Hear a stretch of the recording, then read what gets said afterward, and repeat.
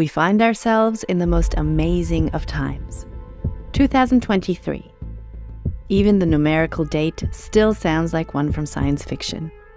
We have technologies that enable us to communicate across the world instantaneously, medicines that boggle the mind, and scientists even proclaiming coming advancements where machine and human unite to benefit humanity.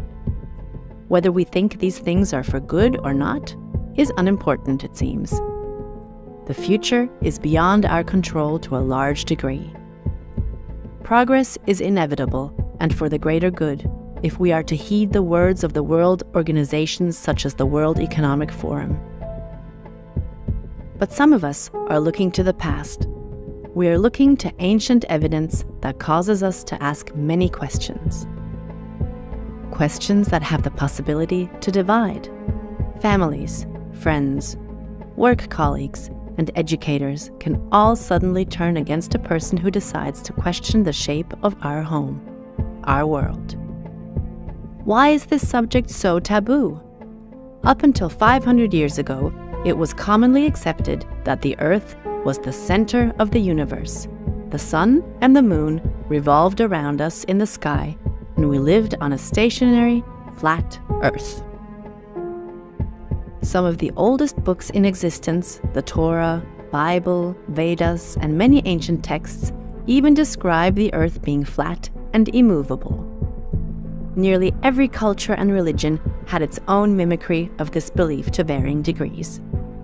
There is a Vedic map from the 1900s that illustrates a flat Earth with other Earths around it, which are hidden by ice walls. There are so many stories that are there to show us that questioning the globe theory is actually a valid thing to do. One that scientists should embrace, not ridicule.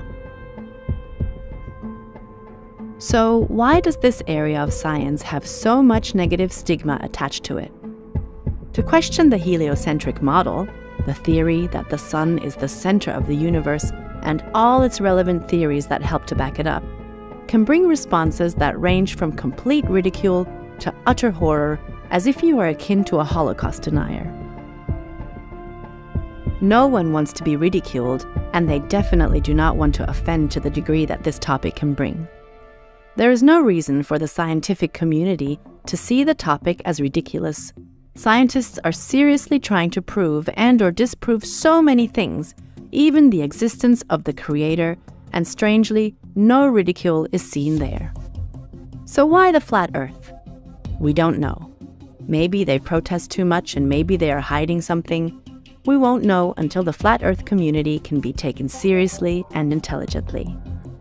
That is not too much to ask, is it? The globe has been flooding our consciousness since the invention of the silver screen and later the television. The globe Earth is seen on film logos, food advertising, and airlines, just to name a few. Science fiction novels, film, TV, and comics all continue to bombard us with planets that are immeasurably far from Earth, all globes, all hurling through space and time. We have been inundated with the globe since childhood. We are taught it as a fact, when they fail to tell us that it's still just a theory. As is gravity, relativity, wormholes, black holes, string theory, etc., etc. All these ideas have had to be theorized about to try to make sense of the globe and its relation to its environment, the universe. A psychologist will tell you that if someone repeats an idea or a phrase often enough, it becomes a belief that is very hard to remove from your psyche. This is part of the process of what is commonly called brainwashing. No one wants to admit they have been the victim of brainwashing, but unfortunately it's a very common effect used on the human mind. From advertising agencies to governments, schools, religious cults, and many more areas of society. The field of behavioral science is being used to make people change their ideas about so many things.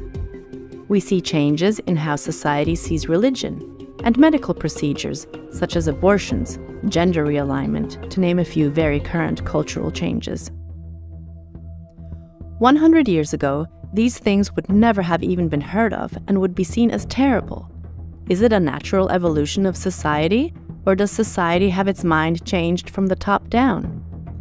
It doesn't seem so strange to consider that the heliocentric model was a programmed idea to change the role of humanity as a special creation on Earth to nothing more than meaningless results of evolution, from a random, meaningless explosion floating on a blue speck in an ever-expanding universe. There are many scientists that have spoken for or have had their theories used to create the heliocentric theory. From Isaac Newton, Johannes Kepler, and Albert Einstein, and promoted today by modern mainstream scientists like Neil deGrasse Tyson, Stephen Hawking, Bill Nye, etc. These theories are promoted by the mainstream science community as fact to keep the population on their spinning ball. The modern scientists' names are given almost rock star status, and they refuse to acknowledge that there is a debate to be had with the flat Earth community. The flat Earth community is portrayed by mainstream science as cult-like and ignorant, when in reality, the opposite is more than true. A typical flat Earth proponent will have been brought up to totally believe in the Disney-style globe just like everybody else. They usually have the ability to use critical thought and see new information as a reason to get excited about exploring the possibilities of holding a new idea in their minds. They hold the value of scientific reasoning as central to their ideas. They are good at researching and evaluating their research to the extent that, despite not being university graduates in astronomy or astrophysics, they can be seen as an expert in these fields as they have spent many years studying them. It's very hard to find someone who is brave enough to stand up and say, "The Earth is flat," who hasn't done hours and hours of research to back the statement up. Why is it so hard for others to let go of their belief system? Because, simply speaking, it is hard to let go of any old belief system, especially if the new one is as challenging as society has made the geocentric model look. Regardless of why society has made the model look so idiotic, they have. How do we get out of this bind and open our minds to the possibilities? Personally, I think it's easy.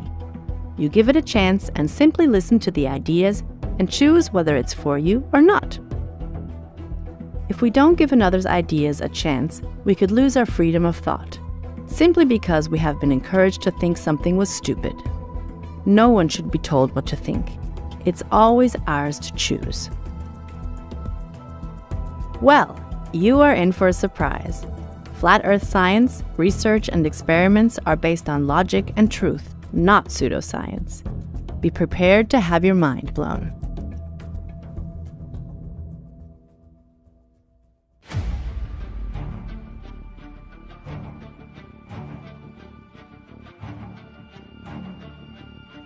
"2,000 years ago, a shipwreck created a time capsule. Hidden beneath the waves, untouched by time. The secrets it held would challenge our understanding of the past and reveal the incredible ingenuity of our ancestors. Journey with us as we dive into the depths of history, uncovering the enigmatic ancient marvel that defies the limits of its time. Rediscovered a century ago by another shipwreck, nature seemed to guard its secrets, preserving a device that would rewrite our understanding of ancient technology. The mechanical realm beckons us to unlock its mysteries. Through history, archaeology, astrophysics, and astronomy, we embark on a quest to decipher the intricate workings of the past. The pieces of the puzzle come together as we explore the convergence of art, science, and philosophy. Prepare for an extraordinary journey where hidden truths come to light. The secrets of the mechanical realm will redefine our perception of history and reshape our appreciation of the past and shape of our Earth. Get ready to witness the unveiling of the extraordinary, a geocentric, stationary, flat Earth working model that has defied the passage of time. So, according to the historical accounts, Greek sponge divers stopped close to Antikythera, was a tiny island in the Aegean Sea. Back in the 1900s, an underwater suit consisted of a thick, heavy suit and a large metal helmet with glass windows. Fresh air was pumped into the helmet through a pipe by someone on the boat. So one man descends, looking for Sponge, but soon enough comes back up horrified, ranting about the pile of dead bodies he had seen on the seafloor. So the captain went down to take a look for himself and discovered that these were not dead bodies, but ancient bronze and marble statues. It turned out to be the discovery of one of the largest hoards of ancient treasure ever made. The artifacts that were found on board this old wreck are today in display at the National Archaeological Museum of Athens. One of the artifacts looked like a strange cracked rock and was put aside with many other pieces. And it wasn't until the 1950s that someone noticed inscriptions. According to recorded accounts of the time, this appeared to be some sort of clockwork device that simply shouldn't have existed in the ancient world. The Antikythera mechanism is an ancient computer. It could accurately calculate the motions of the heavenly luminaries. It's only built with metal and wood, and it doesn't use electricity. Predicting the patterns of what we see in the sky above us requires some sophisticated calculations, and it's already been done in Greece 2,000 years ago. This ancient computer, this ancient machine, is only about the size of a shoebox, and inside are dozens of interlocking gears, and on the outside, on the front and the back, are several synchronized pointers.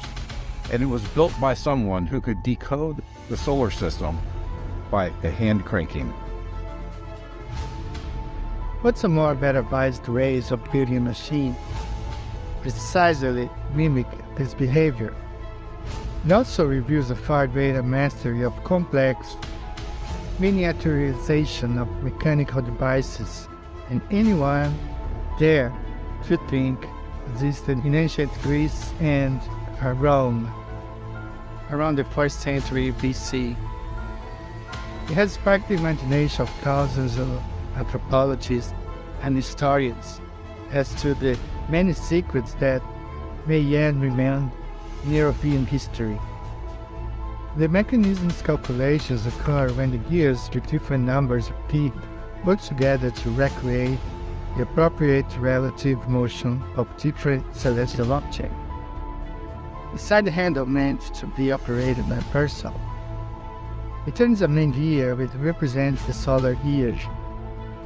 Power from this gear is variously reduced or enlarged by subsequent connected gears to produce the motion of different objects, including the sun, the moon, the planets, and the constellations. In order to achieve this, a dazzling display of mechanical workmanship was required. Everyone today is familiar with a digital computer, a machine that deals in ones and zeros, a few million at a time.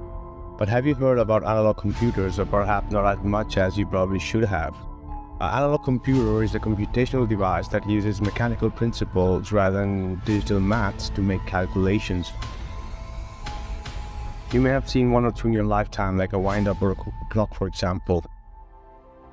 Quite how long these devices have been around is debatable, but most agree that the first analog computers, mostly astronomical clocks, were first invented in around 14th century. That was until one discovery in 1901 near Antikythera in Greece that changed our understanding of the history of computers forever. It is so shocking that nearly 70 years of mainstream historians and technologists dismissed it as either a fake or a fluke. That was until one group of dedicated researchers unrevealed its mysteries and proved that the ancient Greeks did indeed possess complex analog computers of their own. That's nearly a millennium and a half earlier than we thought. Dr. Derek Sala Price of Yale University was one of the first to bring the Antikythera mechanism's true historical significance to the public's attention. Price is a pioneer, and we all owe him a great debt of gratitude because for the first 50 years, scholars, scientists, and historians will have a really hard time putting the pieces of this puzzle back together. Price was the first person to examine the device carefully enough to have a basic understanding of what its true capabilities really were. And he said that this was as spectacular as if we had opened King Tut's tomb to find decayed but recognizable parts of a combustion engine. And because it was too far outside the realm of what academics were comfortable with, very few people were prepared to think seriously about the answer that there before Price. A scientific historian interested in the history of scientific technology, he set out in about 1958 to examine the Greek gears to determine just what they were used for. He notices that the front dial is divided into 12 sections when he sees that Eli is printed on one of the sections. Eli is the Greek word for Libra. And then further around the dial, he notices two of the letters for the Greek word for Virgo, leading Price to conclude that what he was looking at was a representation of the 12 zodiac constellations. And though there are a total of 88 constellations noted and recognized today, they were all documented 5,000 years ago in Mesopotamia. But these are the 12 that provide the annual path of the sun, along with most of the lunar and planetary activity, and this is called the ecliptic. The sun tells us the time of the day, the moon tells us the time of the month, and the stars tell us the time of the year. It preceded such like gears by more than 1,000 years. This ancient Greek device is now known as the Antikythera mechanism, in honor of the land where it was discovered. Even today, more than a century after its discovery, scientists are still studying it to comprehend what it does. Measuring gears is a difficult task, but our world would be very different without these gears and the people who had the patience, knowledge, and understanding to make them. So, during the Industrial Revolution, they were the driving force behind the development of the factory machinery, which made assembly lines possible. Without gears, there would also be no trains or automobiles. Prior to the discovery of the Antikythera mechanism, the earliest complex gear trains were discovered in European clocks around the 1400s, when the Middle Ages were just giving way to the Renaissance. Although this ancient Greek computer is 1,000 years older, it contains gears that are just as complex as those found in medieval clocks. In our modern times, you will still find gears in grandfather clocks, analog watches, looks, and in telescope focus adjustment. One of the intriguing things about the Antikythera mechanism is how they considered carefully how to make it both small enough and functional. X-rays of the crusty metal shows 6 smaller gears attached to the main drive gear, known as a gear train. So you have a 64-tooth gear moving a 38-tooth gear, moving this gear, moving this gear, moving this gear, moving this gear, achieving the same ratio of 254 to 19. The discovery that the sun and the moon orbit the same points in the sky is attributed to a Greek astronomer named Meta. The Metonic cycle is deeply ingrained in the Antikythera mechanism. It is 254 tropical months and 19 solar years, which is the amount of time it takes the planets to rotate around each other. To think about this and to see how gears can calculate ratios, think of a large gear with 254 teeth and a much smaller gear with 19 teeth. 19 turns of the large gear makes 254 turns on the smaller gear. It's essentially simple math, so the division can be broken down into chunks instead of done all at once. Gear wheels and the gears are very visible on the X-rays. This could represent the sky at any given time, or used to determine a date from a specific rotation of the luminaries. With just one button, you could reproduce all the movement of the visible luminaries, the sun and the moon. The device is a miniature mechanical representation of the cosmos. Scientific astronomy at the time of Antikythera had been established for a while. They knew precisely the cycle of each of the luminaries, including the issue of the offset between the lunar and the solar calendars identified by the Greeks. Over the course of 19 years or 19 solar years, there were precisely 235 lunar months, and that was fine-tuned a century later. If we take 4 times the Metonic cycle, which is 4 into 19, which equals 76, then we remove 1 day, then we have the concurrence of both the lunar and the solar cycle. That is much more precise. And it's funny as all these numbers, the 19 and the 235 and the 76, are all noted on the machine on the inscription. Price's team was able to produce custom X-rays to view the internal components of the device without damaging it further by doing so. And he concludes that the pointer representing the sun moves through one full cycle, which is 1 year with 5 turns of the side dial. And the main drive wheel moves the sun pointer around the zodiac dial, starting a guillotine act, calculating the motion of the moon. The second pointer is the moon pointer, and it's on a coaxial shaft. That's a differential. Turning one side handle moves both pointers around the zodiac dial at their appropriate speeds, according to how the moon mechanism was calculated from the movement of the moon in relation to the sun. Because the ancient Greeks very closely observed the moon's phases, just like every other early civilization before them. They all counted and bundled their days according to the moon. They gauged the natural rhythms in the realm according to what they saw the moon doing. And the moon serves as a simple timekeeper, but the antikythera mechanism can forecast when and where the moon will appear in the sky. Making a reasonable calendar and balancing lunar and solar cycles were two of the ancient Greek astronomers' main objectives. The moon takes roughly 27 hours and 8 days to appear in the same location in the sky, and this is called the tropical monthly compared to the sun's path, and the sidereal monthly compared to the stars. And because the new moon is not visible, it takes 29 days and 12 hours to cycle back from full to full. They added a mechanism to the antikythera mechanism that displays the waxing and waning of the moon's phases, and it required a smaller gear in addition to the sun and moon pointer. And this idea hadn't been seen for another 1400 years later, when we start to notice it in astronomical clocks from the Middle Ages. This original hardware was designed 2,000 years ago in ancient Greece, but the cosmos is the software that runs it, and their detailed knowledge of it comes from an even earlier culture. This must have been a very precious piece of equipment that may have been on their way to sell. Maybe it was on order from a landowner, one of the many errands. This machine appears to be a calendar that could have been used to keep track of the seasons, which was especially important to farmers. Also to predict when the new moon would appear, which is the beginning point for every month. The antikythera mechanism employed 6 gears to achieve the ratio of 254/19, beginning with a 64-tooth gear wheel at the center. The formula 254 months in 19 years is created by adding these ratios together. Some have claimed that it is so complex that the Greeks could never have created it.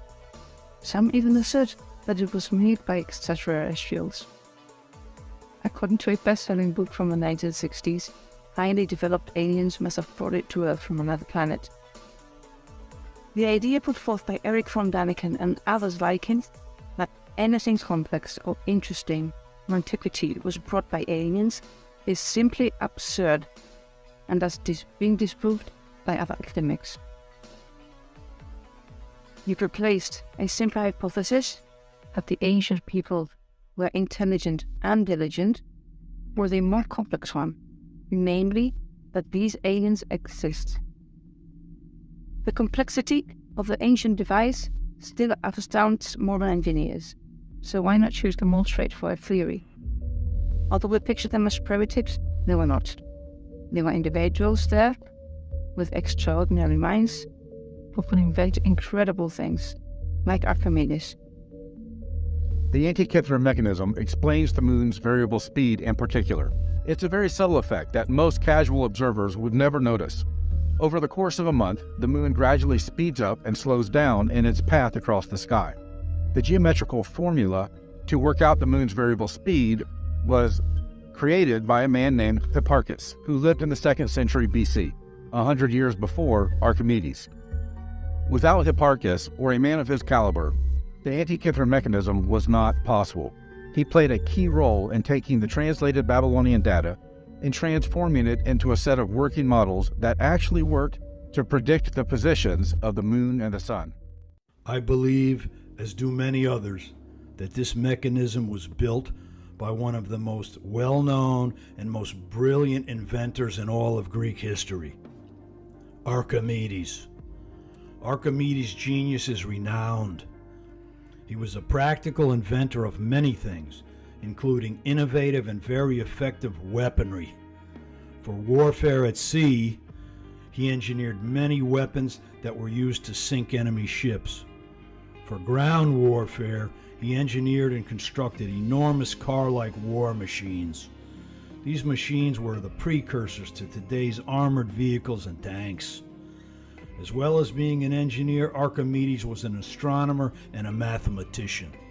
Research connects Archimedes to the Antikythera mechanism. Archimedes hailed from Sicily, which provided the names for 7 of the mechanism's month designations. These months' names were used solely in Sicily, though similar ones were used in parts of Greece. Archimedes was fascinated with mechanical gears and how they interacted. As an astronomer, he was also fascinated with the movements of the luminaries. There are written accounts that he constructed other devices that were very similar to the Antikythera mechanism. Given the widespread knowledge that the ancients possessed of the stationary, flat with features Earth realm, which is the only model that works in perfect, flawless synchronicity with the Antikythera mechanism, it's a safe bet to conclude that it was one of Archimedes' many brilliant inventions. Archimedes did travel and likely drew inspiration, knowledge, and information from other even older cultures and their texts and literatures. The ancients were very advanced and they knew the workings of the cosmos intimately. Much can be learned from them even today. A series of canted gears was used to represent the cycles of each celestial object. Circular movements around a fixed center of mass, which was the way in which the Greek mathematicians explained the apparent motion of the sun and planets around the Earth. It is not far-fetched to imagine that such devices had become really widespread in the Greek Roman world. Some astronomers like Copernicus or Galileo might eventually have been inspired to solve the problem to keep such models for functioning periods longer than a few decades.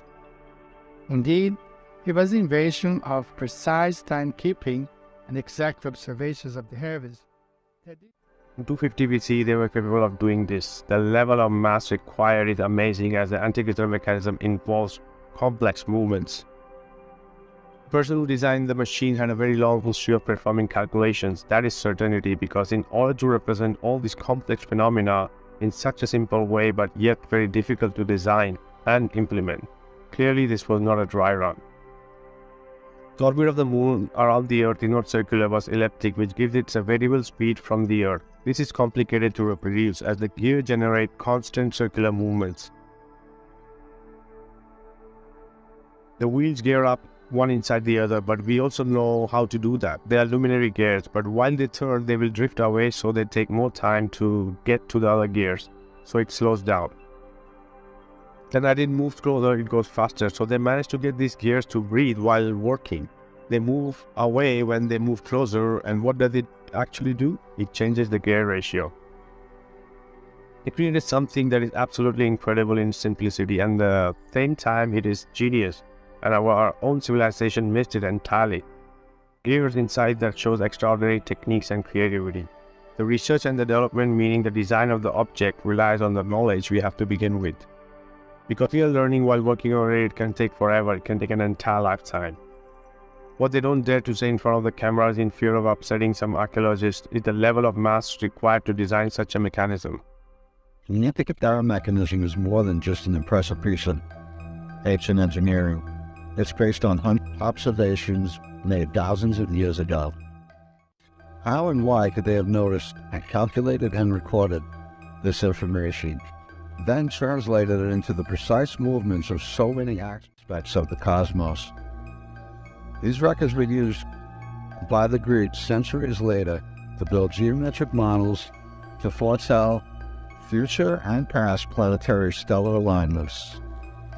And a blending of these two traditions can be seen in the Antikythera mechanism.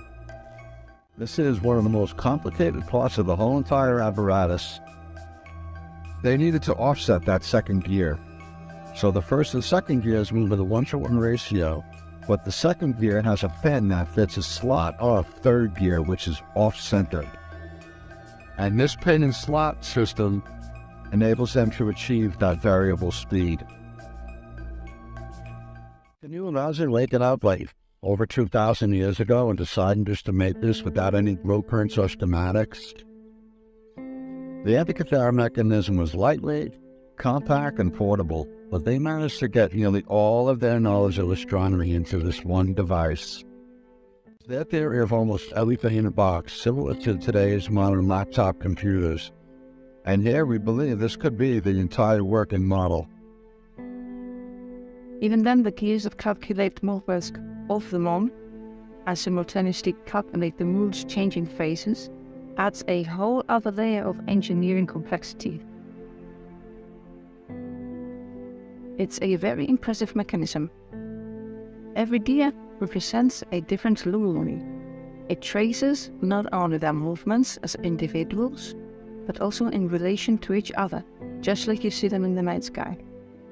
But there's no gear for the Earth itself. Is that because we are the base of the mechanism?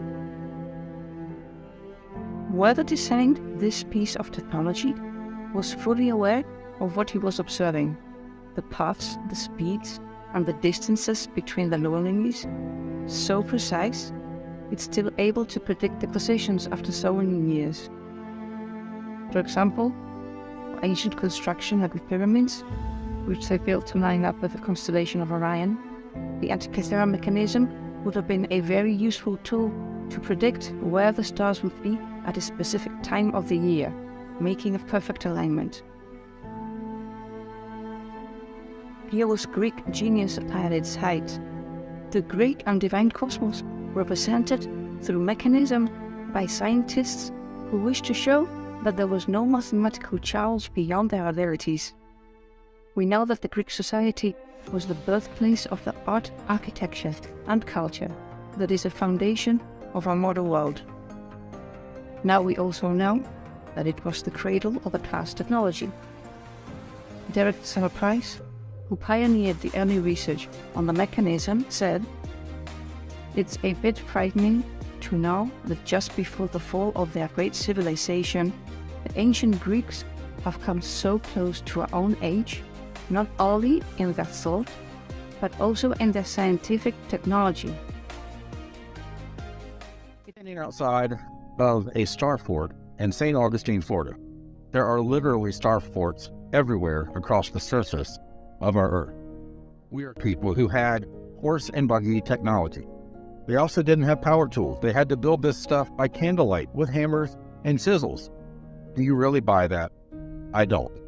People of the past were far advanced when it comes to architecture and artwork and the machines that they made, especially the Antikythera mechanism. The Antikythera mechanism abilities are known, and it's now believed that there were probably additional gears and dials which did not survive the device's underwater burial. However, modern reconstruction shows that the mechanism would have been capable of reconciling the solar and lunar calendars, representing the precise positions of each planet and the Sun, and the Moon over a period of 19 years. The mechanism would have been capable of predicting solar and lunar eclipses, and appears to have been able to show the timing of the ancient Olympic Games, based on assumptions found on the back of the mechanism. 5 dials on the back of the mechanism demonstrate the 235 synodic months, showing that the Greeks understood 235 lunar months to be extremely close to 90 solar years.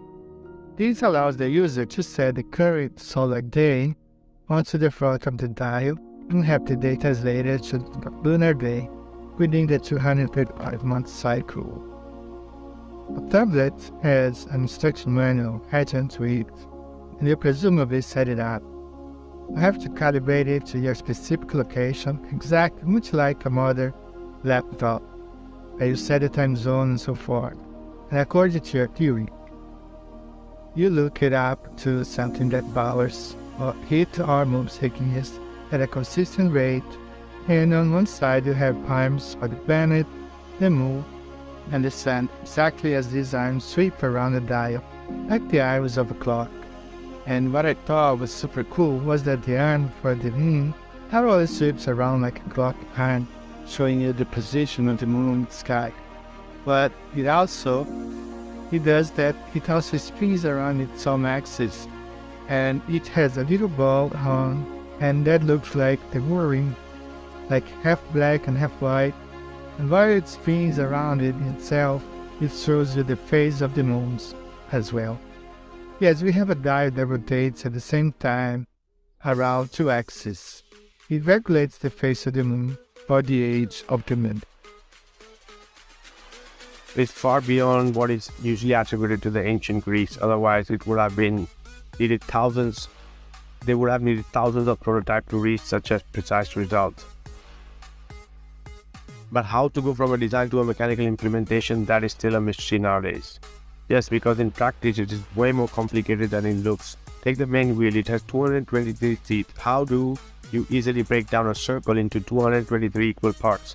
The Antikythera mechanism is not a unique object. It's unique for us since it's the only one that has reached us today, thanks to the Antikythera shipwreck. Other than that, there would have been dozens. Now with the knowledge of this device, some Greek scriptures sound different.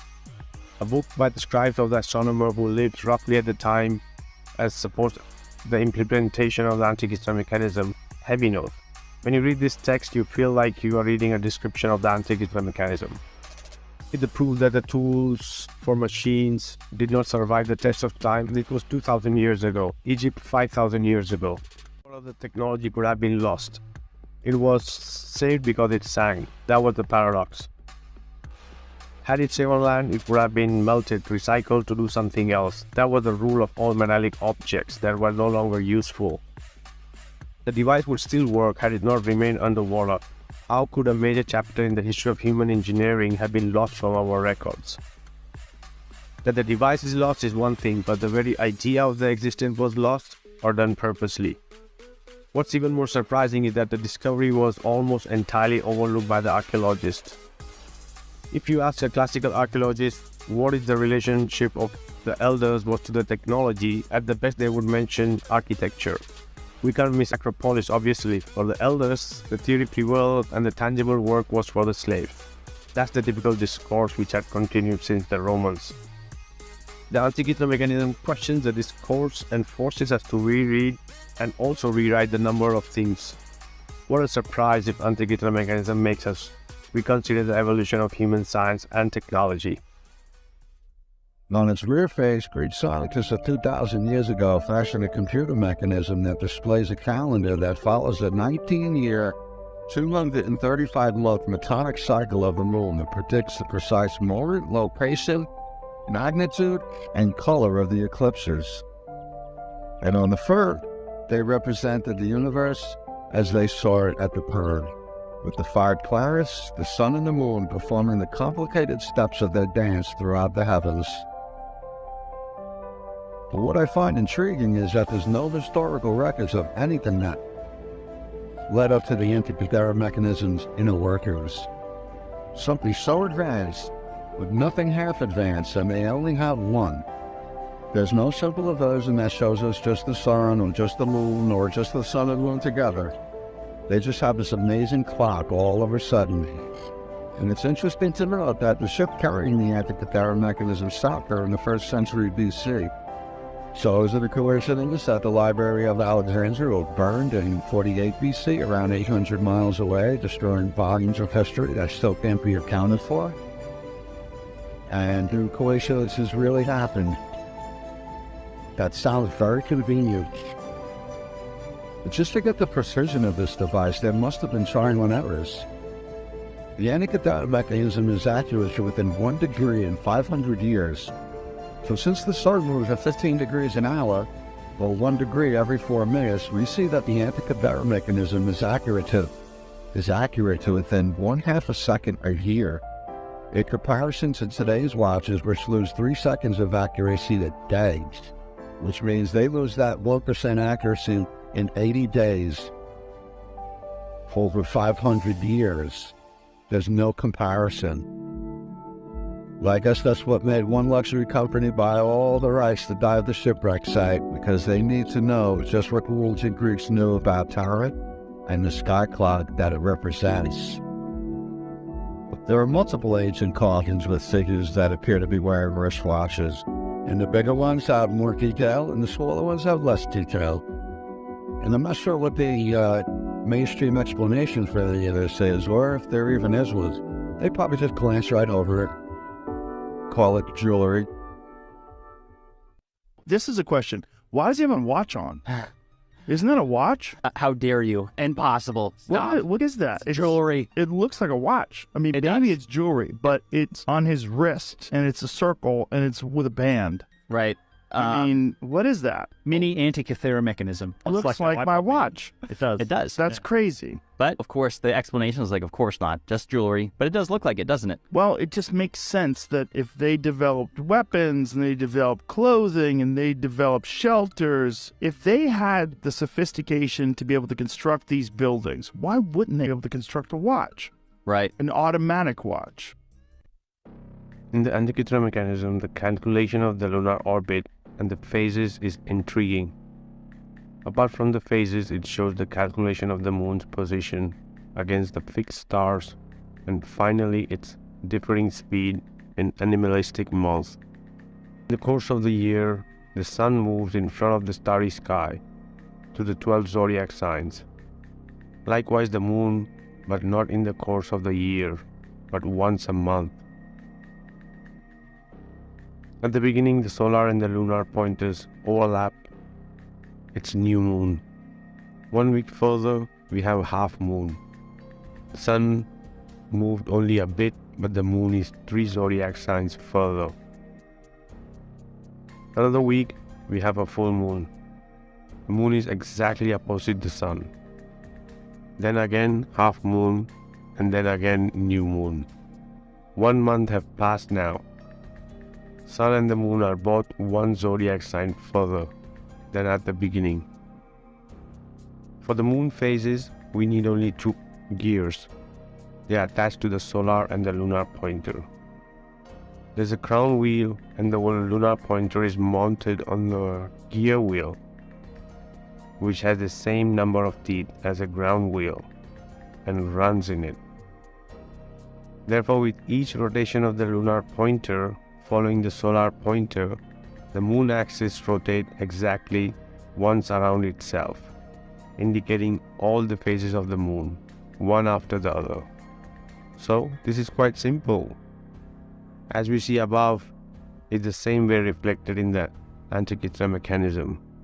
You can see clearly Earth is not in between the sun and the moon for the lunar phases or the eclipses, but below it. The sun and the moon rotating above us, as seen in reality.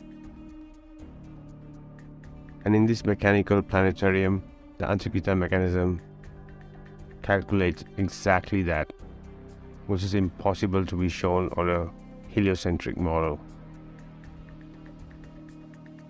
This time I'd like to offer some challenges to you remaining few that are desperately clinging to this dying fad to derive some semblance of self-worth.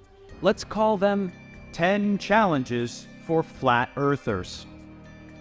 Number 3, here's an idea. What if you were to actually make a prediction with your model? Like any prediction. You know, those things that you have to do in science for it to be science? Pick any celestial object, a planet, a comet, a star. Now pick any time in the future, and using only the flat earth model and nothing else, tell me where it will be at that time. If you can't do this, and I know you can't, consider admitting that your model is absolutely irrelevant. People who actually understand the geometry of the Earth and the solar system can predict a solar eclipse, specifying the start and end time down to the second and tracing its precise path down to the square mile. Doing that even a single time means the model used to make the prediction has been undeniably verified, and it's done every single time. Anyone who doesn't see the importance of that has no clue how science works. The Antikythera mechanism is a genuine cosmograph, a machine to describe the cosmos, and also a selenograph, a machine to describe the complex movements of the moon. The Antikythera mechanism was highly accurate and could show multiple astronomical cycles, including the Metonic cycle, named after the Greek astronomer Meton. It runs for 19 years, equals to 235 lunar months, or the Caliphate cycle, named after the Greek astronomer Caliphus. It runs for 76 years, equal to 945 lunar months of 4 Metonic cycles. The Antikythera mechanism also showed the Saros cycle, 223 lunar months, covering just over 18 years, as well as the Exaligomos cycle, equivalent to 3 Saros cycles of 54 years, which served especially to predict possible eclipses. The volume of astronomical data compiled to create a mathematical model able to summarize such cycles using mechanical gate trains is astonishing evidence of the conceptual abilities of the scholars and engineers of the antiquity. Past, present, or future, all can be predicted on the Antikythera mechanism, which is based on the geocentric stationary flat Earth model. Antikythera mechanism can be seen as a portable planetarium, the first analog computer. By turning its crank handle, the analog computer will convert time to the position of the luminaries. The Sun and the Moon attract a 4-year athletic events, including the Olympic and the Delphic Games. But most important, it predicted solar and lunar eclipses. That's where it gets even more complicated, because there's something called the Saros cycle, which is a pattern of successive solar eclipses. One cycle takes between 12 and 1500 years to spiral from the North Pole to the South.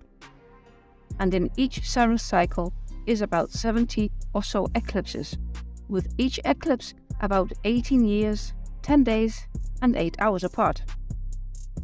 The Saros cycle is Neo-Babylonian. It was developed by the Babylonians. They kept spreadsheets recording all the eclipses to try to work out patterns in the cycle.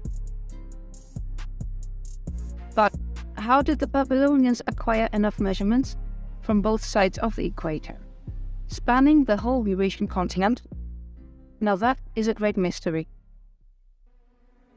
Sounds like a good conspiracy theory to me, but I think they would have had a mathematical method for tying up the lunar and solar eclipses, and they didn't need a network of astronomers all across the surface of the Earth, because the ancients noticed that every 6 months there were eclipse markers. So you only had to look for these events every 6 months, and you only had to look for a solar eclipse during a new moon, or a lunar eclipse during a full moon. So they had a very narrow window. The device is an extremely complex analog computer, once consisting of at least 40 gears, which would have been capable of calculating anything from the exact position and size of the moon in the sky at any point during an 18-year period, to the positions of every then known planet in their orbits.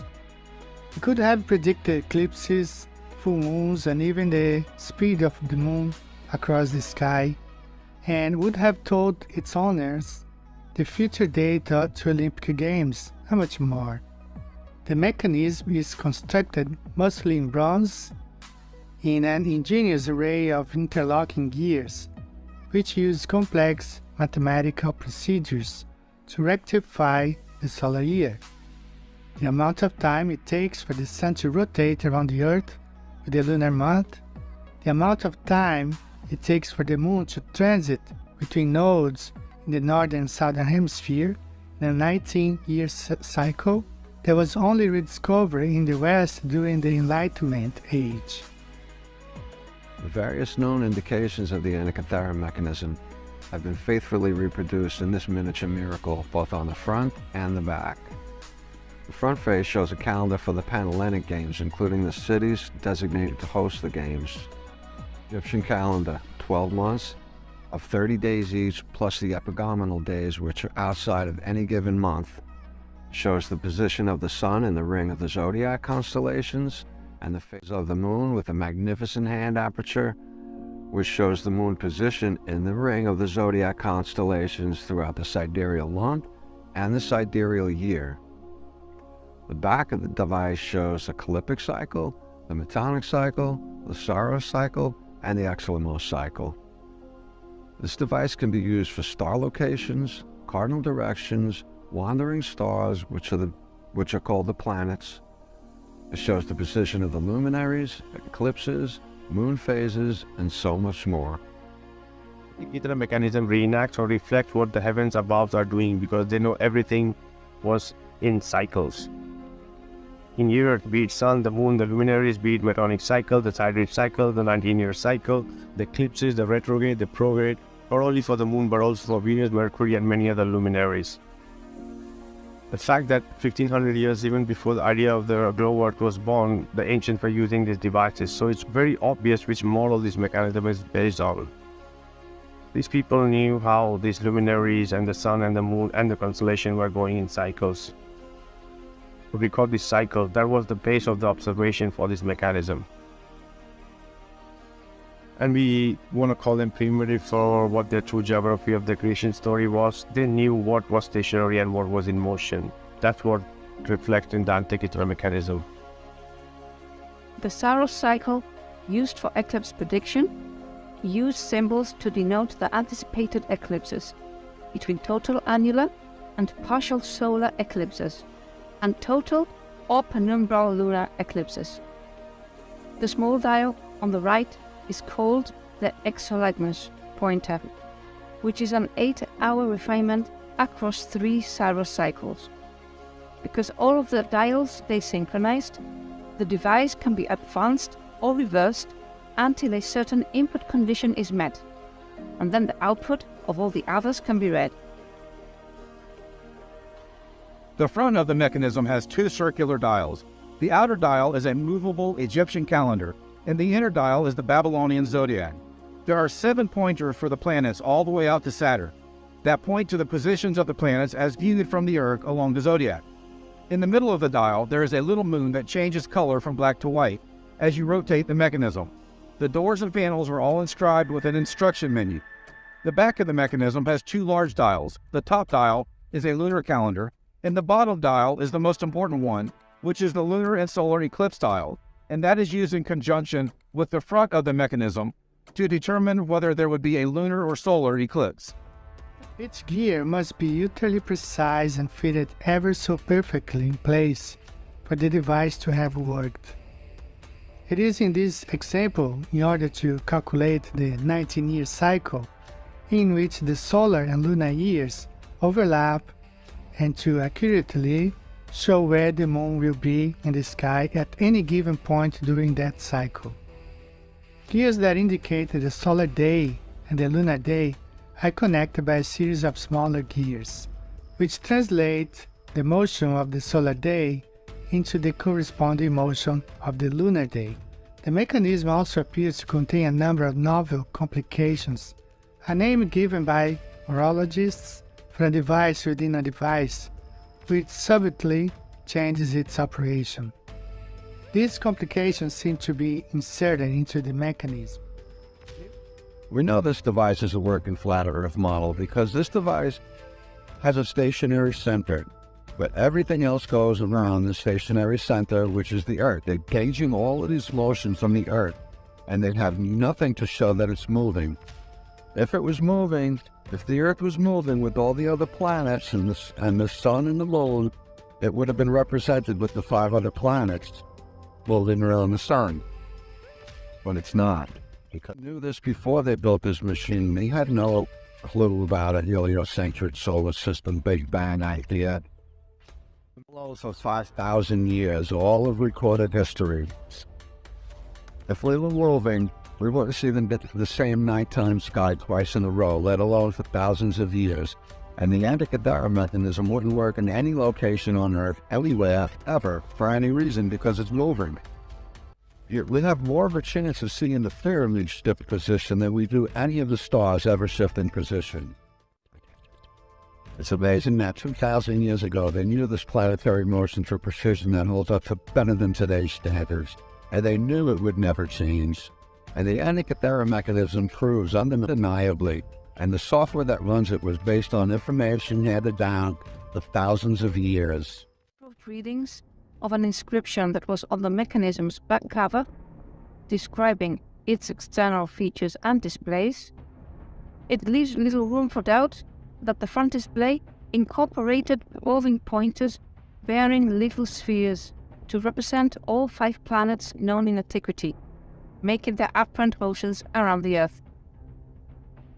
Each sphere is said to move through a circle belonging to the planet, strongly suggesting that a certain feature of the front display that the inscription called Cosmos was in fact the entire front dial, portraying in cross-section the Aristotelian conception of the universe. It will track the 29.5 days. For example, you could advance until Mercury goes retrograde and see what constellation that occurs in, or see how long Venus will be visible at sunrise, or what constellation the moon will be in at the next lunar eclipse. The Antikythera mechanism is the cosmos. The cosmos is on the front of the mechanism, and the stars are represented in a more conceptual manner by the fixed graduated dial inscribed with the names of the zodiacal signs, and with key letters referring to the list of dates of first and last risings and settings of constellations in the parapegma inscription, above and below the central dials. Visual representations of the ancient geocentric cosmology in medieval and Renaissance manuscripts and artwork commonly use the zodiac in this way to stand for the hemisphere of fixed stars. A dial constructed in this manner would have elegantly combined 2 functions of the mechanism. One, as an analog computer, permitting quantitative readoff of the longitudinal positions and motions of the heavenly luminaries, and 2, as an educational wonder-working device portraying his constituent parts in their hierarchical structure and intricate movements.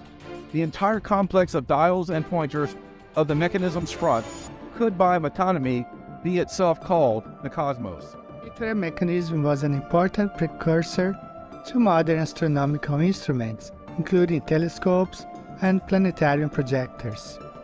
The construction of the mechanism was a testament to the skill and ingenuity of ancient engineers and craftsmen.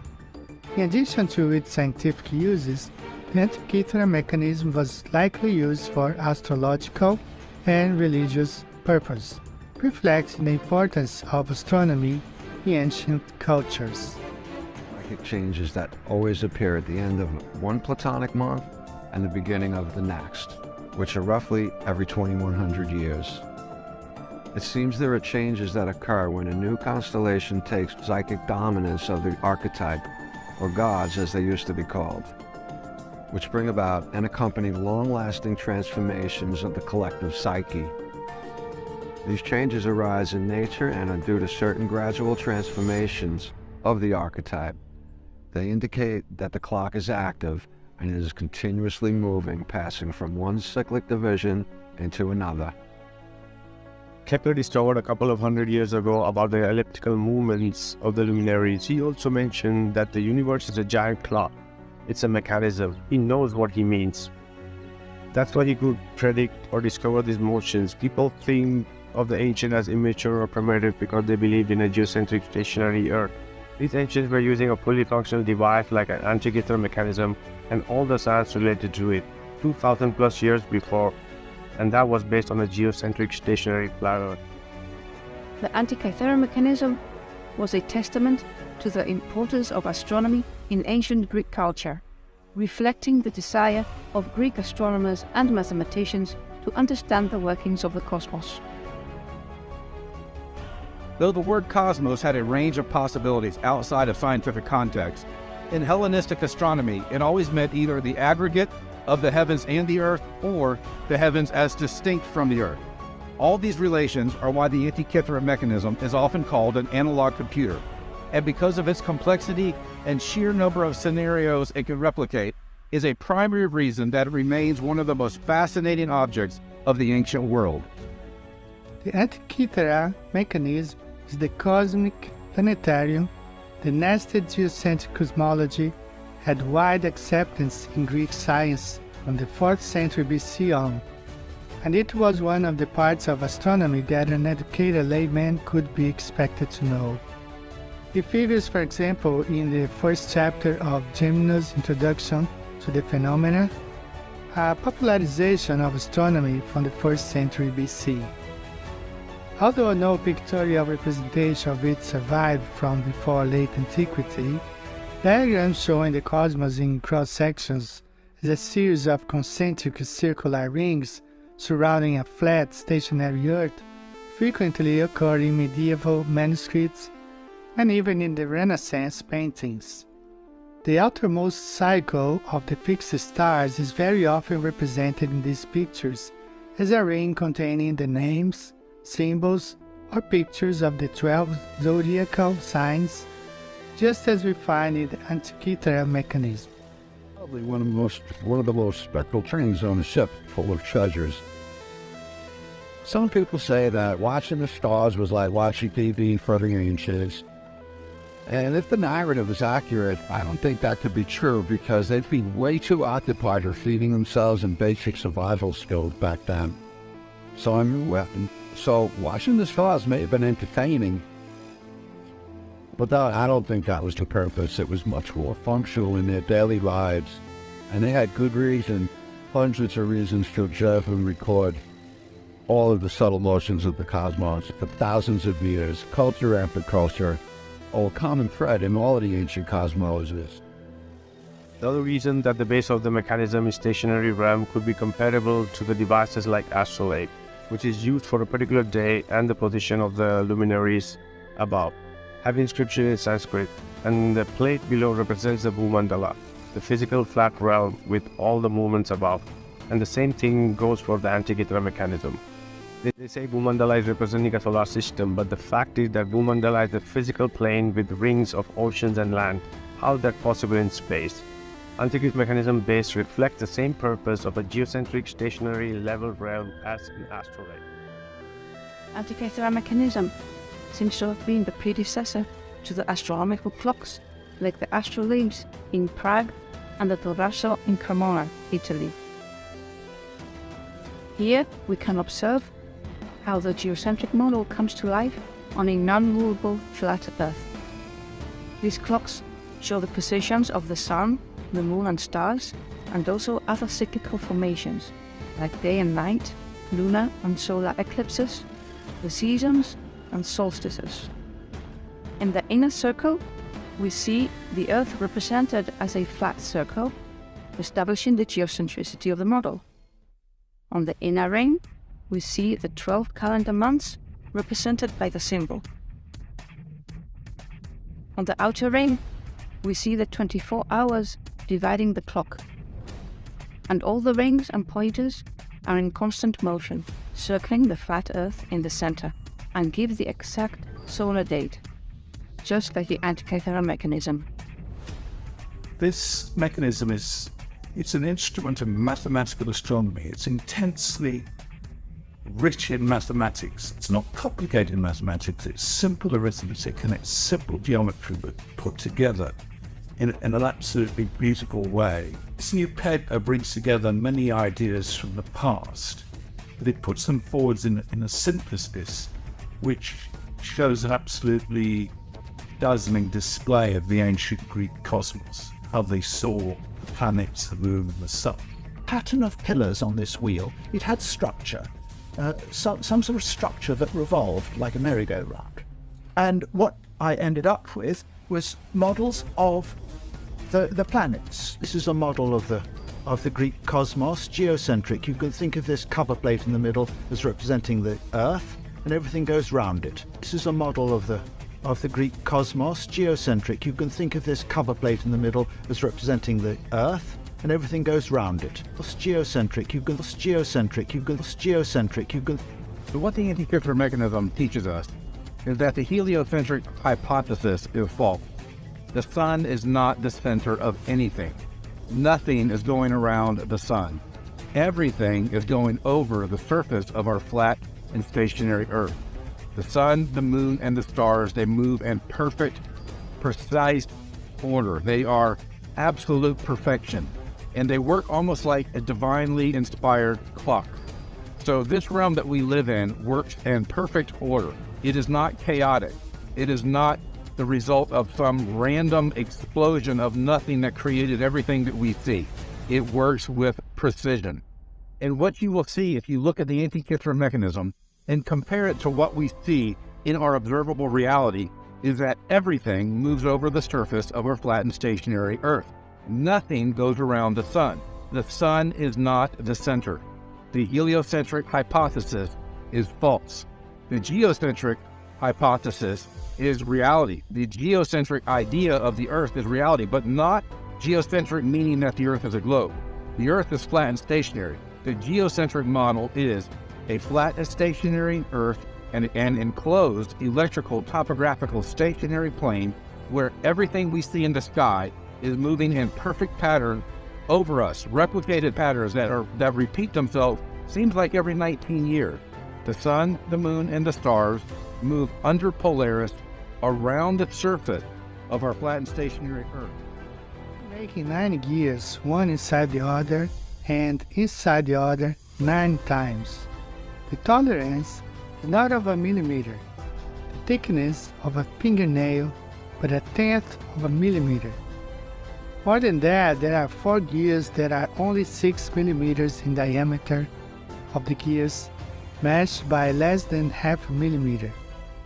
For the gears to operate correctly, you need to keep the radial and axial bubbled less than 0.5 of a millimeter.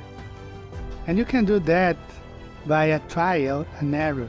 It takes a long time, but without a lot to rotate the gear and without any wobble.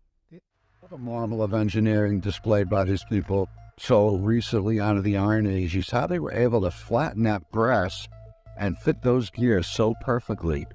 The subtlety was also historically absent before it was made and again after it was made.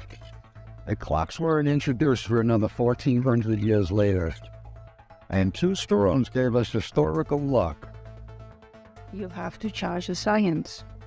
I mean, theories that need other theories to support it, formulas that don't work in real life, that's not real science. But yet, you still believe this is the universe we live in. An accidental, random, chaotic, and often a meaningless existence. Over and over again, this fake world reality has been presented to you as an absolute truth. You be disconnected from the real truth, that this is a divine creation. The fact of the matter is that everything is actually just as you see and experience it. Trust your senses. The sun and the moon are the same size, and all celestial bodies revolve around us. The geocentric system adequately explains all earthly and celestial phenomena. It tells me is that the luminaries are moving in a circling motion in relation to the Earth below them. It would be impossible to see this cycle in the heliocentric model, which has us moving in at least 4 different ways at incredible speeds through an endless space. This mechanism is based on a geocentric model, with us in the center and all linearly circling above us in a repeatable cycle.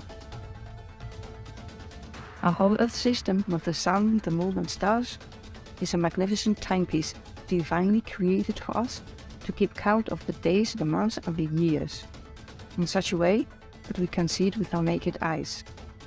Who could have taken all that knowledge and put it in a gear mechanism in such an incredible way?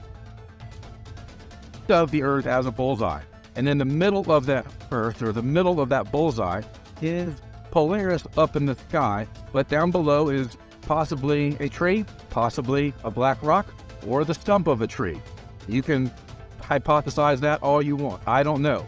But what I do know from what the Antikythera mechanism shows us and what we see when we look into the sky is that everything is circling in spirograph pattern all around the surface of our flat and stationary Earth, and nothing is going around the sun. The sun is part of this realm that moves in perfect precision with everything else in the sky. It is not the center. It is not a huge ball of mass that's attracting all these other planets that are rotating and orbiting and tilting and wobbling. None of that. The heliocentric hypothesis is false. The geocentric view of this world or this realm is reality, but not a globe. The Earth is flat and stationary. Geocentric means everything is moving around the center of our flat and stationary Earth. The geocentric stationary Earth model, common knowledge that the Earth was stationary and located at the center of the universe, with the sun, moon, and luminaries moving around it in circular paths around the Earth, was widely accepted by philosophers, astronomers, and other scholars. The mechanism also used epicyclical gears to track the motions of the planets. Epicyclical gears were used to track the movements of the planets as they moved across the sky from the perspective of an observer on Earth. Mission couldn't have been achieved on the heliocentric model. Nearly all throughout the realm, ancients also built structures of amazing size and spectacle that were aligned with certain constellations. They had no idea about the heliocentric model because there simply was none. No one thought they were moving there until maniacs took over and started talking psychobabble about uncontained pressurized nuclear furnaces like the sun being chased by planets over millions of miles through billions of years.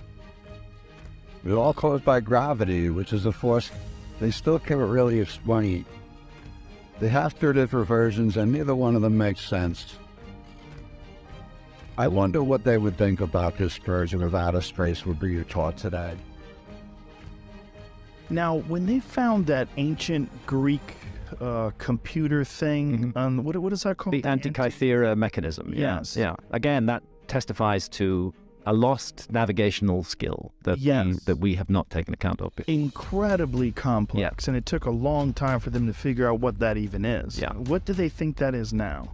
It tracks the movements of the planets. It's a navigational device. It's a geared, cogged system that allows you to track the passage of time and figure out where you are. It's some kind of navigational device. It's not fully understood. And how old is that?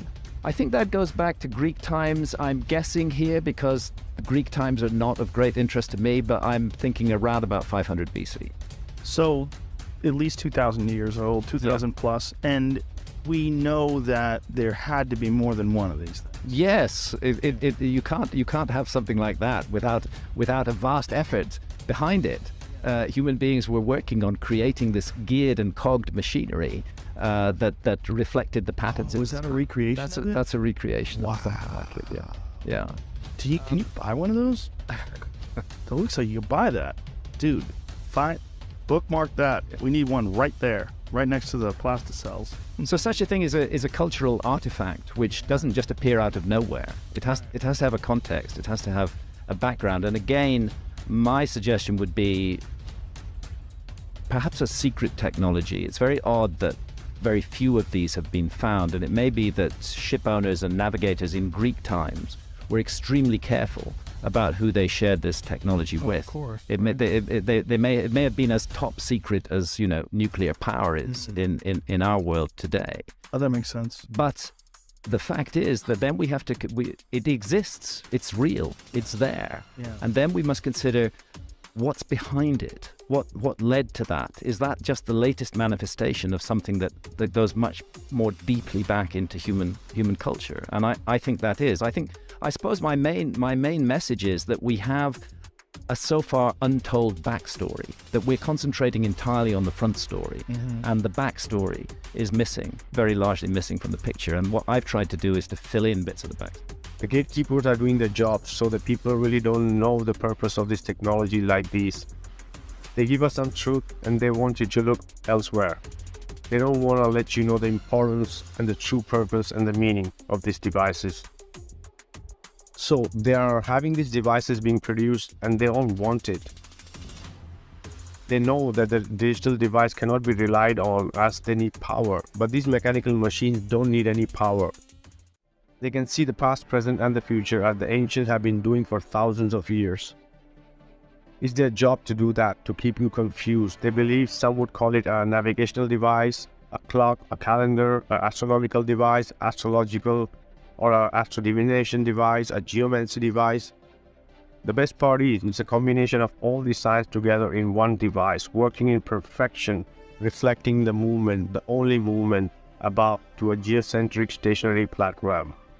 A model that's been working more than 2000 plus years and will be functional in the future. That's true science, simple science. There are no fake formulas, theories, and pseudoscience. Hugo made a watch based on the Antikythera mechanism, and they wanted to do more expeditions to find more pieces so they can find what was the real purpose of these devices. They already know the purpose of these devices. The gatekeepers make sure you don't get to the core and know exactly what it is. A fully functional geocentric stationary flat earth model. Antikythera mechanism was a very complicated machine at the time. You had to be schooled to be able to input the correct information and in turn read it properly. According to Rabbi Eliezer, in the principle of intercalation, Joseph, who was made second in command to the Pharaoh in Egypt after he was sold by his jealous brothers, was using his skills of reading the stars. In the book of Jasher, we learn that he made use of stellar instruments. This cosmic knowledge would have been passed down from generation to generation, which would make this knowledge come from an even more ancient origin. Now that is certainly a very interesting concept to study further. In the public school system or professors in the university system, they are literally regurgitating their indoctrination, and that's all. I would call a lot of these scientists pseudoscientists because they have a lot of claims with very little evidence, if any, especially when it comes to the shape of the Earth and with astronomy and what we see in the sky. A lot of what we see, what we observe in this realm, contradicts what we were taught to believe by these scientists. So the scientists that are in the public school system teaching kids, the professors who are in the universities teaching young adults, they have beliefs, and their beliefs have blinded them to some of the simple truths of this realm that we live in. They're blinded by bias and can't consider things that contradict their beliefs. I would ask you to just consider questioning everything. Question the shape of the Earth, question what we see in the sky with the sun, the moon, the planets, and the stars, and seeing if you can learn something new. See if you can learn something true. How come nobody has written about it? The Greeks and Romans wrote thousands of detailed documents. Why was there no mention of the Antikythera mechanism before the sponge divers discovered it in 1901? The ancient Greeks were effectively branded as pagans and wiped out by invaders. All the Greek books were allegedly burned, and the Greek philosophers were wiped out within 3 generations. The only records we have from ancient Greece are those are through Arabic scholarly texts. So didn't the Romans keep any records of what the Greeks had done or written? And where are the artifacts? Cicero was a Roman politician and historian who once made an obscure reference to a device they had for predicting solar events. But we can't rely on his account because he often wrote with a mixture of fact and fiction. And it seems that Christianity successfully suppressed this knowledge and replaced it with pseudoscience. And this is in the history books that you can check for yourself. Marcus Tullius wrote a book, De Silica in 54 BC. It mentioned that the Romans killed Archimedes and took away 2 mechanisms that could calculate the movement of the celestial bodies. They also took the design and the manuscript. The author thought this book was fictional until they found the Antikythera mechanism. The device was really important for the rulers. If they were so advanced in the other technologies like construction and many other sciences, this device would have been really important for them too. For the military campaign, to know if the days are longer or shorter, best days to attack, longer nights, weather patterns during the time of the year. And for the kings and the preachers too, it would have been also a really important device for predicting eclipses, equinox, solstice, for the rituals and ceremonies. They would actually become gods if they could predict the celestial events in advance, which used to happen in many different cultures, including the Egyptians and the Vedics. Even for the astrologist, was a really important device for predicting the client's future, depending on the dates. Let them see back in the past and present and the future for that particular zodiac, luminary, conjunction, horoscope, or constellations. Equally would have served for astronomers too. For the navigator, the device to locate the constellation, complementing with devices like astrolabe, compass, sextants during the trips. So this device was shared by many different cultures and civilizations in every aspect of their life. Actually does. Here's what people had to say.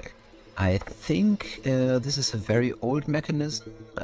It's supposed to be one of the earliest things that can be called a computer, maybe. I believe it was used to predict celestial events, maybe like when planets meet, stuff like that. Otherwise, I think it's not fully understood, and there's still some stuff we might find out about it. The mechanism has been guarded for thousands of years by a secret sisterhood of astronomers. It is a defense against the of the Kythera, a many-headed, planet-eating space gorgon.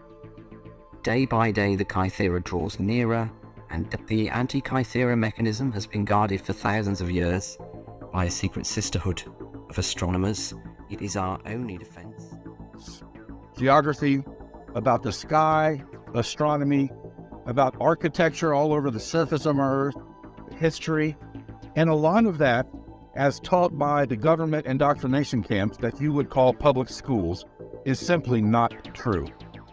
A lot of what we were taught from the time we were very young, I came up in the public school system. I graduated from the public school system with very high grades. But after I became an adult, I had to start putting away some of the childish beliefs that were spoon-fed to me when I was a child, like the solar system and the Earth being a spinning wet rock in outer space. Because that's not what we observe if we will actually look at the world that we live in.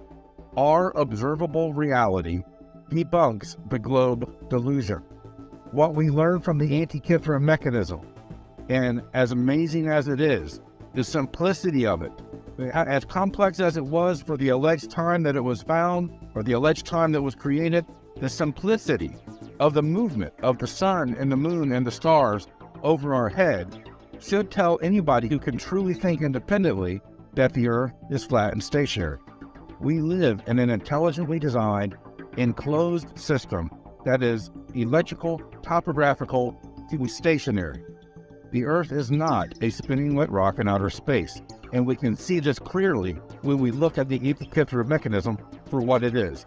Not just who built it or when they built it, but just the fact that there's not one thing in the Antikythera mechanism showing the Earth as one of the heavenly bodies moving around with the other heavenly bodies. That's not on the Antikythera mechanism. Why? Because the Earth is not a globe.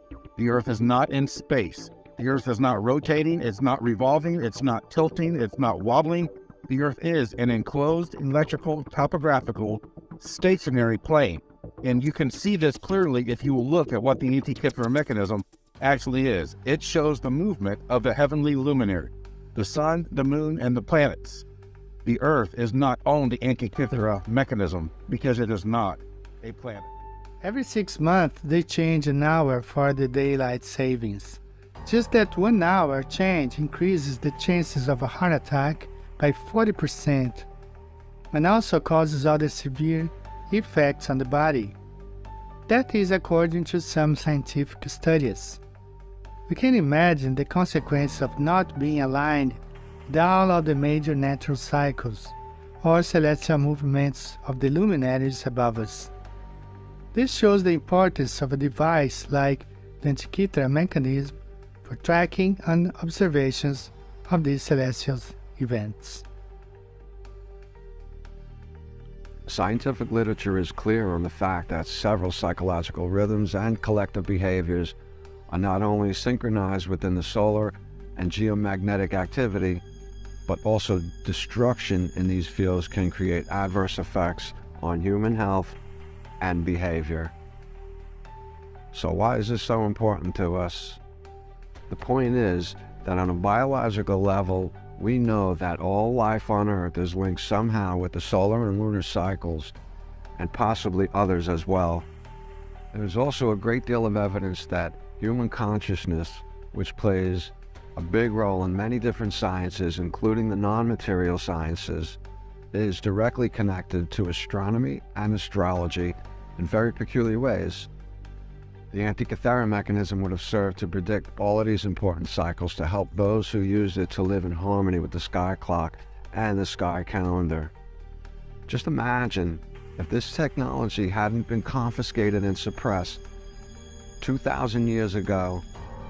We may have advanced to a point where Columbus would have teleported to the Bahamas. The only way to run a healthy society or a persona is to get in sync with those natural according cycles, and the creator of this mechanism and many of the ancient cultures, they were very well tuned to these cycles because that's what they've observed. All that is represented in the Antikythera mechanism, a geocentric stationary flat realm model. Imagine having natural cycles based on the absurd heliocentric model. We all would be lost. That's what they are doing, trying to uproot the natural cycles within so we stay lost, ignorant to the truth. Humans are frequency, vibration, and energy. We have the toroidal field in us, also the energy center of chakras, which spins like a wheel. It needs to be aligned and balanced for us to be in harmony with the nature and the environment. Same as the cycle wheel above us, as above, so below and within. Order, precision, and perfection. According to the Greeks and many ancient cultures, everything is connected to the wheel of nature, called wheel of time, as above, so below. And that's what it is, the Antikythera mechanism. A geocentric stationary flat realm model, a mechanical realm, a portable realm. Construction of the mechanism reflected the advanced level of technological and scientific knowledge present in ancient times, highlighting the contributions of Greek astronomers and mathematicians to the development of Western science. The Antikythera mechanism is a geocentric, flat and stationary Earth machine. Modern-day science says that it was impossible for the Greeks to have something like that from 2,000 years ago. This machine is about the size of a shoebox, and inside of this machine are these intricately, perfectly working gears, dozens and dozens of gears working perfectly together to show the movement of the sun, the moon, and the planets over us. Not only does it show exactly, perfectly, precisely the movement of the sun, moon, and planets, it can also predict eclipses, some of them down to the very hour. So this machine that shouldn't exist according to science was found in a shipwreck about 120 years ago now, and they date the shipwreck to about 2,000 years ago. So someone 2,000 years ago not only had the knowledge or the experience to build a machine with extremely precise gears working perfectly together, but they also had the software to go into the hardware, the knowledge of how the sun, moon, and planets work together over this flat and stationary Earth that we live on. Flat Earth is not a claim. It's not a belief. Flat Earth is an observation with measurements that can be repeated, and it has been. So the geocentric machine called the Antikythera mechanism is another proof positive that this realm that we live in is flat and stationary. And the extreme precise movement of the sun and the moon and the stars, that was the software put into this hardware from 2,000 years ago, that still works today. 2,000 years later, you can crank up this machine up after they reconfigured it or redesigned it and they backwards engineered it to work today. You can crank it and you can still watch it working, predicting the sun, the moon, and the planets working in perfect order. This is an intelligently designed system that we live in. This realm is amazing. We talk about how amazing this Antikythera mechanism is with all these gears that are amazing, but that's just a copy of the real thing, which is this realm that we live in, which is flat and stationary. Everything we see in the sky moves perfectly over us with extreme precision. And the Antikythera mechanism, whoever built it, the hardware, whoever had the knowledge of the software to put in it and how it works to show the movement, the exact perfect movement of the sun, moon, and planets above us, it's an amazing machine. But more amazing is the message that it gives to people today, that the Earth is flat and stationary. This shows that the ancients had a lot more going on than we're being taught or led on to. They were much more harmonious with nature, both on the ground and in the sky. It was a clock for them today is when to do things according to what the sky was telling them. And I would imagine that they gauged a great deal about their everyday life according to the antikythera mechanism and the sky clock that it is representing. Love, agriculture, ceremonies, festivals, traveling, communications, seasons, animal migrations. Nature and ignore the creator. This marvel is work of a creator, an intelligent design. Where there is an order, technique and organization, behind there is a designer, an intelligent designer. Nothing comes out of casuality. A tree don't fall and make itself into a cabin. You cannot put million alphabet in a bucket and a book will come out. Where there is order, there is intelligence. That's exactly what our realm is. Order, not chaos. The laws of mathematics are supposed to be formed by Newton and Kepler, but they discovered the law of mathematics that the star and the luminary use. By observing the star and the luminaries, order, symmetry, precision, and geometry. Newton and Kepler did not create anything. The star moved according to the law of mathematics even before these people were born. And that's exactly what we see reflected in the Antikythera mechanism. Order, functioning in perfection, sacred geometry, and intelligent design, and the designer of this realm.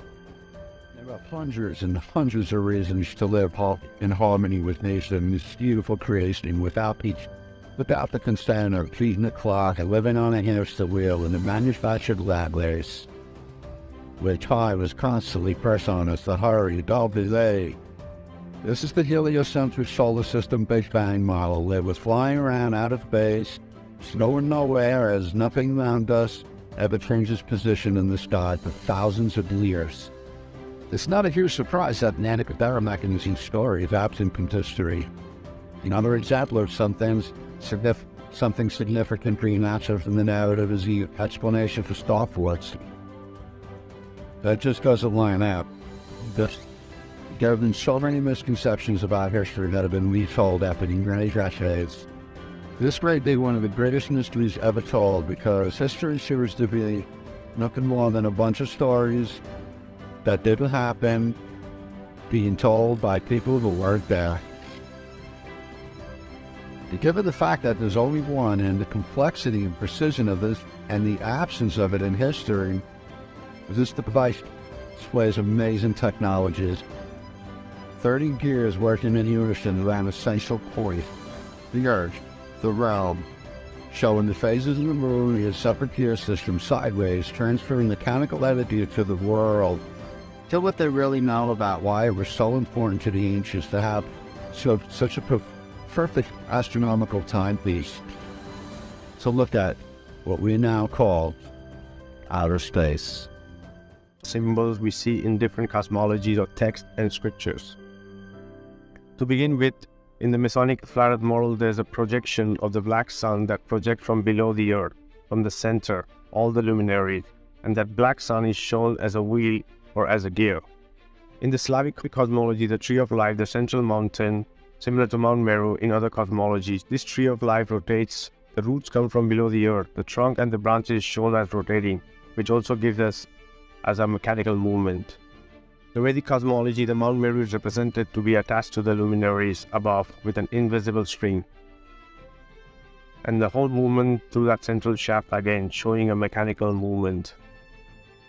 The electromagnetic field of the earth being greater than the luminaries, so all of them rotate around us, floating in ether, always connected to the magnetic north or center, same as the central shaft as it works in the Antikythera mechanism. So there are many other cosmologies which reflect that, and the importance of the North Pole can be seen everywhere.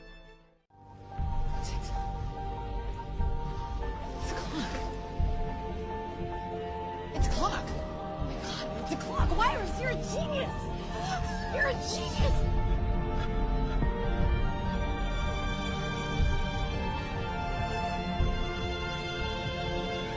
This entire arena seems to be laid out like a clock.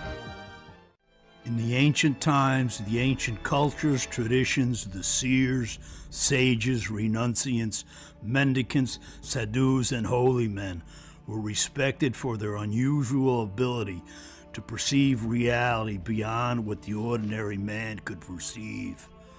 In today's modern culture, only those who have been indoctrinated, programmed by the controller's bogus education system are respected, even though they are in deepmost illusion.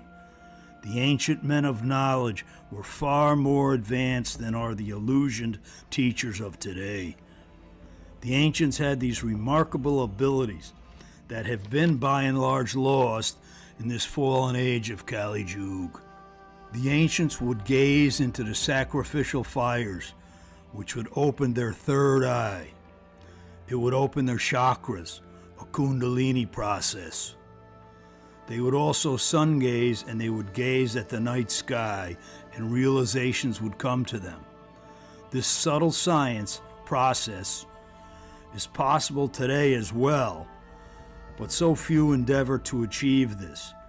Few are even aware of these timeless, subtle sciences, which are far more profound than today's solely materialistic sciences. Therefore, the ancients possessed a far deeper understanding of the universe, the one song, and its workings, and they could tap into far deeper esoteric knowledge. The ability to construct the Antikythera mechanism is no doubt a result of knowledge gained from these ancient practices, where the ancients could tap into this far deeper, far more profound wisdom and knowledge. In doing so, they were able to create such a brilliant mechanism that was so incredibly precise, and which can only work on a flat, stationary plane. This truth, this reality, can no longer be hidden. It's still functional today, with no 5G, no Wi-Fi or CGI needed. The Antikythera mechanism was designed and built as a working model for a geocentric, stationary, flat Earth. We live inside a beautiful realm that was designed as a timepiece with mathematics and fractals built within everything in the fabric, and the sky is its only tangible calendar. The mechanical art has made the sun take its course. This fashioned another zodiacal cycle by human cogitation. It has shown the moon to restore from its eclipse by the light of the art. It has set in revolution a machine pregnant with the real cosmos. Horrible realm, a mechanical realm. Sky, a compendium of all that is mirror of the nature and the image of the ether and its unimaginable mobility. What a thing it is for human beings to make this thing, the Antikythera mechanism, a geocentric stationary flat realm model.